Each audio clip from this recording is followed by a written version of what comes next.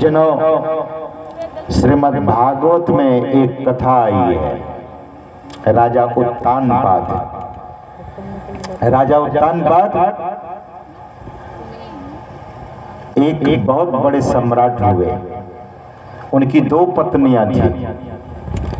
पहली पत्नी का नाम सुनीति और दूसरी पत्नी का नाम सुरुचि। सुरुचि छोटी रानी थी और सुनीति बड़ी रानी थी। सुनीति के पुत्र हुए ध्रुव और सुरुचि के पुत्र हुए उत्तम। एक दिन उत्तम अपने पिता की गोद में, उनके पिता सिंहासन पर बैठे हुए थे, यानी राजा उत्तानपाद, और उत्तानपाद के गोद में उत्तम बैठा हुआ था। उसी संदर्भ में ध्रुव राज दरबार में खेलते हुए पहुंचता है और देखा कि मेरे सतीले भाई पिता की गोद में बैठा हुआ है, तो उनके भी मन में इच्छा हो गई। बच्चा देखा देखी ज्यादा करता है। आपने देखा होगा, वो खिलौना खरीदा तो मुझे भी वही खिलौना चाहिए। तो बच्चे के मन में, ध्रुव के मन में बात हो गई कि मैं भी पिता की गोद में जाकर बैठूंगा। तो पिता को आवाज देने लगे, हाँ पिताजी, मुझे भी गोद में ले लीजिए। बगल में छोटी रानी सुरुचि बैठी हुई थी, जोर से डांटती है, ध्रुव को जोर से डांटती है। वैसे बच्चे को कभी नहीं डांटना चाहिए। अब कभी कभी लोग बोलते हैं, कैसी बात करते हैं, बच्चा जब हरकत करे तो डांटे कि नहीं, डांटिए, लेकिन उसी समय फिर स्नेह भी कर दीजिए। अगर नहीं मानता है, बच्चे को तो जैसा बनाएंगे वैसे बनता है बच्चा।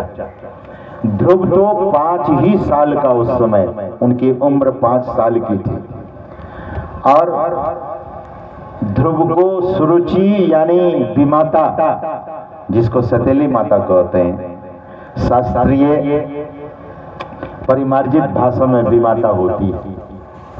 विमाता का मतलब विशेष माता है, लेकिन लोग दूसरा अर्थ कर देते हैं। तो विमाता सुरुचि बहुत जोर से डांट लगाती है, तो मेरे सौतन का बेटा है, ध्यान दीजिए वाणी कितनी कर्कशी है।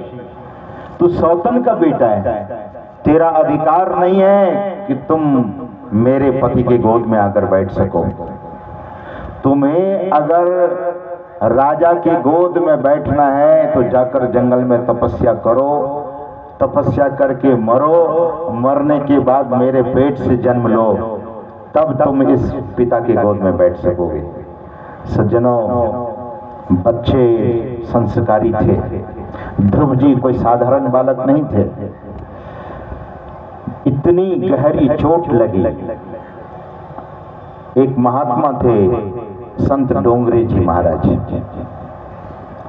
वे कहा करते थे, बाण का घाव मिट जाता है लेकिन वाणी का घाव नहीं मिटता है।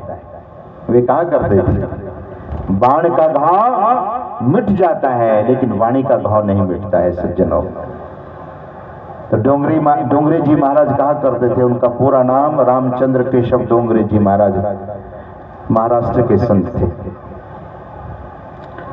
तो ध्रुव को लगा कि मेरे ही पिता हैं और मेरे पिताजी कुछ बोल नहीं रहे हैं। ध्रुव लौट कर आता है, वहीं से उल्टे पांव लौटता है और बहुत रोते हुए अपनी मां के पास गया। बड़ी रानी होते हुए पर भी झाड़ू लगा रही थी। कभी कभी लोग अपना काम करने से शर्माते हैं, और इसीलिए खास करके मैं निवेदन करूंगा, जिस घर में उन्नति रुकी हुई है उस घर में कहीं न कहीं आलसी लोग बैठे हुए हैं। उस घर में उन्नति होती है जिस घर में बड़े पुरुषार्थी बैठे होते हैं। पुरुषार्थ से उन्नति होती है और प्रमाद से, आलस से अवनति।